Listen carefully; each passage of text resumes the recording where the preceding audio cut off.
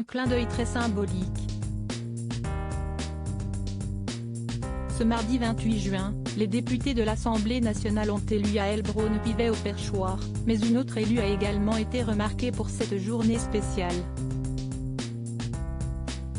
Il s'agit de la députée écologiste Marie-Charlotte Garin qui avait choisi de se présenter dans une tenue très spéciale.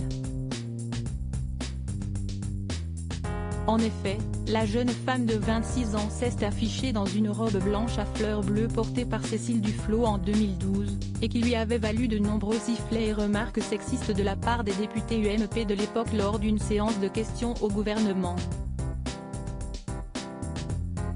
Un parfum de transmission dans l'air, a tweeté Marie-Charlotte Garin, en légende d'une photo de la première séance de la 16e législature.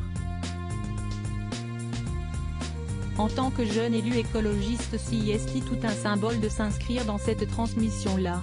On sait que cette robe montre que les violences sexistes et sexuelles ne s'arrêtent pas aux portes de l'hémicycle, a déclaré l'élu NUP de la 3e circonscription du Rhône au micro de LCP. Cécile Duflot, je lui avais promis que je lui prêterais si elle était élue de son côté. Cécile Duflot a confirmé auprès du HuffPost qu'il s'agissait bien de sa tenue. Si est la plus jeune des députées écologistes, je lui avais promis pendant la campagne que je lui prêterais si elle était élue, a indiqué l'ancienne ministre auprès de nos confrères.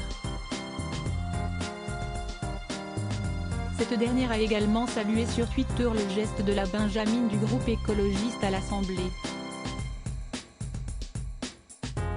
Après le musée, l'histoire des femmes se tricote entre générations. Bonne chance à la benjamine des députés écolos et à tous les parlementaires qui auront au cœur de leur action le combat pour l'égalité, la justice sociale et le climat, a-t-elle ainsi écrit. Ce n'est pas la première fois que Cécile Duflot accepte de se séparer de cette fameuse robe.